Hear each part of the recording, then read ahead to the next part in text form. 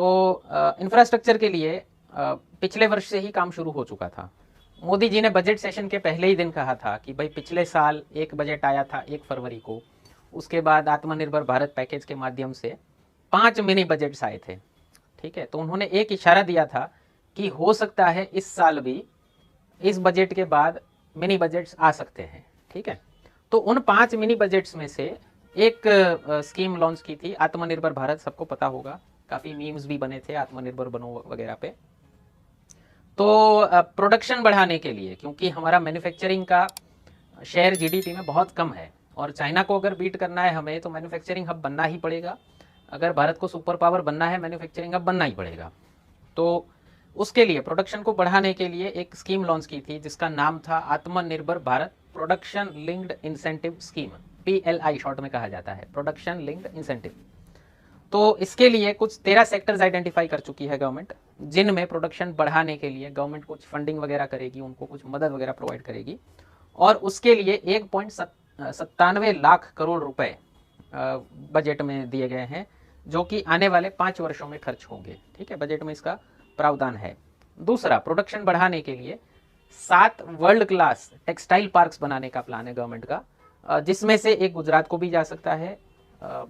तो टेक्सटाइल इसलिए क्योंकि खेती और रेलवे के बाद सबसे बड़ा एम्प्लॉयमेंट टेक्सटाइल से मिलता है। इंडस्ट्रीज में सबसे ज़्यादा एम्प्लॉयमेंट देने वाली इंडस्ट्री टेक्सटाइल इंडस्ट्री है।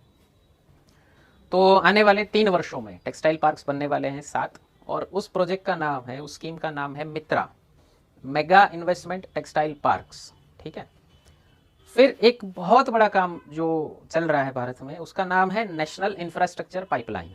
2019 में दिसंबर में लॉन्च हुई थी और इस पाइपलाइन के अंदर 6,835 प्रोजेक्ट्स ऑलरेडी चल रहे हैं, जिसको बढ़ा के अब 7,400 कर दिया गया है।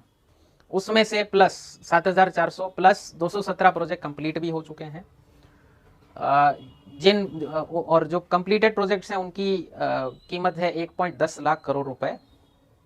और पिछले वर्ष के बजट में कहा गया था कि आने वाले 5 वर्षों में पब्लिक प्राइवेट पार्टनरशिप के मॉडल से कुछ 100 लाख करोड़ रुपए के इंफ्रास्ट्रक्चर बनने वाले हैं। ठीक है, तो उसी को आगे बढ़ा रहे हैं। और इंफ्रास्ट्रक्चर प्रोजेक्ट्स की एक मेजर डिसएडवांटेज होता है, पैसा बहुत चाहिए उसके लिए, कैपिटल चाहिए होता है आपको। और भारत में उसको ध्यान में रखते हुए बीते वर्षों में एक कंपनी बनाई गई थी ICICI। ठीक है, जो अभी बैंक बन चुकी है। ICICI का काम था एक्चुअली फाइनेंशियल इंस्टीट्यूशन की तरह काम करना, माने प्रोजेक्ट्स आइडेंटिफाई करना, लोग उनके पास जाएंगे कि भाई हमें फलाना प्रोजेक्ट डालना है तो आप हमें यहाँ पे इन्वेस्टमेंट के लिए मदद कीजिए। फिर उसी तरह एक बना था IDBI, वो भी बाद में बैंक बन चुका। और फिर एक बना था IL&FS, वो बंद हो चुका अभी। तो इन तीनों के बाद कोई एक फाइनेंशियल इंस्टीट्यूशन नहीं है भारत में जो इंफ्रास्ट्रक्चर के फंडिंग को लेके काम करे। तो उसके लिए एक इंस्टीट्यूशन बनाने की घोषणा की है वित्त मंत्री ने, जिसका नाम है DFI, डेवलपमेंटल फाइनेंशियल इंस्टीट्यूशन। उसके लिए गवर्नमेंट 20,000 करोड़ रुपए इनिशियल कैपिटल देगी और उसके बाद हो सकता है IPO वगैरह के माध्यम से उसका बजट पोर्टफोलियो किया जाएगा 3 लाख करोड़ रुपए का आने वाले 3 वर्षों में।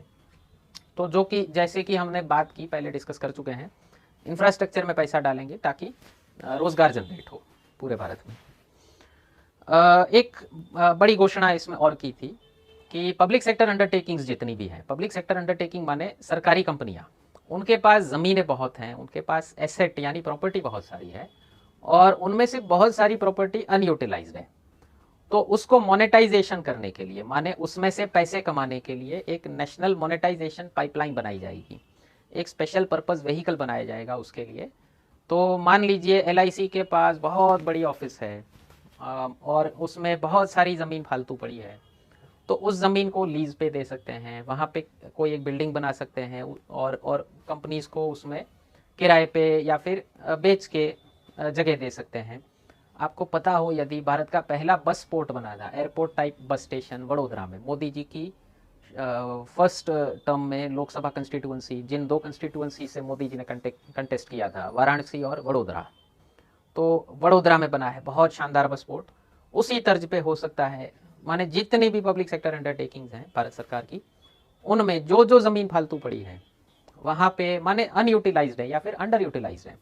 बस पोर्ट से क्या हुआ, बस स्टेशन के साथ एक मॉल भी बन गया। तो उस मॉल में महंगी महंगी दुकानें बिकी और अच्छे अच्छे बिजनेसेस जो आप कभी इमेजिन नहीं कर सकते थे हम भारत में कि सुनार की दुकान बस स्टेशन पे होगी। ठीक है, ऐसी ऐसी दुकानें खुली हैं कि जो जिनके पास पैसा है, मोटा पैसा माल है, वो लोग गए, अच्छे खासे दाम दिए उस प्रॉपर्टी के और फिर वो एक अच्छा खासा फाइनेंशियल हब बन गया। तो ऐसे मोनेटाइज किया जाएगा। इस मोनेटाइजेशन में एयरपोर्ट्स को मोनेटाइजेशन, जो टायर 2-3 सिटीज़ हैं, छोटे शहरों के एयरपोर्ट्स को मोनेटाइज किया जाएगा। फिर रेलवे के freight corridor, dedicated freight corridor खोले हैं कुछ रेलवे ने, उनको मोनेटाइज किया जाएगा, वगैरह वगैरह। ऐसा प्लान है। इसमें से कितना पैसा आने वाला है इसका जिक्र नहीं किया फाइनेंस मिनिस्टर ने।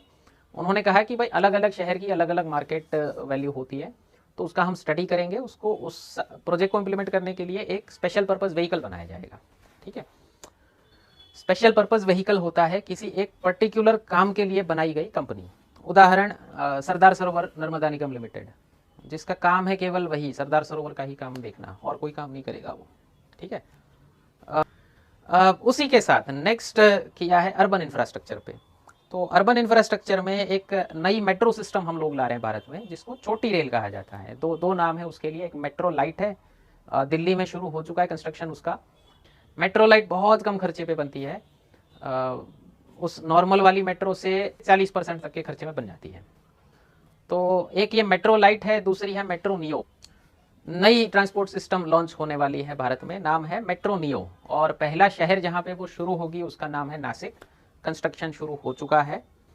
मेट्रो रेल का बहुत छोटा वर्जन होता है। मेट्रो रेल में एक साथ 1000+ मुसाफिर ट्रैवल कर सकते हैं।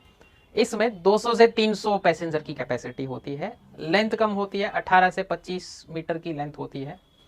इलेक्ट्रिक बस कोचेज होते हैं, मतलब आपको देख के समझ नहीं आएगा कि ये बस है कि ट्रेन है। रबर के पहिए पे चलती है। जो मेट्रो है, नॉर्मल वाली मेट्रो स्टील के पहिए पे चलती है, रेलवे लाइन पे चलती है। उसके लिए स्टेशन अलग होते हैं, या अंडरग्राउंड स्टेशन होते हैं या ओवरग्राउंड स्टेशन होते हैं। ग्राउंड लेवल पे काम चलती है और एयर कंडीशन होगी पूरी की पूरी इलेक्ट्रिसिटी से चलेगी, बैटरी वाले व्हीकल से, ताकि पोल्यूशन कम हो। ऑटोमेटिक डोर क्लोजिंग सिस्टम होगा मेट्रो की तरह ही। कंफर्टेबल सीट होगी, पैसेंजर की अनाउंसमेंट होगी। फ्रीक्वेंसी कहा गया है हर 2 मिनट पे एक आपको मेट्रो नियो बस मिल जाएगी। और भारत सरकार अभी टियर 2 टियर 3 सिटीज़ को प्रमोट कर रही है, छोटे शहरों को, कि भाई आप अपने यहाँ ये मेट्रो नियो वाली सिस्टम लागू कर दीजिए। तो क्या पता आने वाले कुछ सालों में आपके शहर में ये मेट्रो नियो सिस्टम आ जाए। और इन दो नई जो सिस्टम्स शुरू हुई हैं, मेट्रो नियो और मेट्रो लाइट, उनकी एक विशेषता है कि ग्राउंड लेवल पे ही चलती है। मतलब आपकी गाड़ी, आपके बाइक के बगल में मेट्रो जारी होगी, हो सकता है। तो इन्वेस्टमेंट कम होता है, खर्चा कम होता है। उसके लिए रोड की एक पर्टिकुलर पटरी डेडिकेटेड कर दी जाती है, कि जैसे BRTS वाला सिस्टम है कि भाई इस वाली लेन से बसेज ही जाएंगी, उसी तरह मेट्रो नियो के लिए एक लेन डेडिकेट कर दी जाएगी कि भाई इससे मेट्रो नियो ही जाएगी।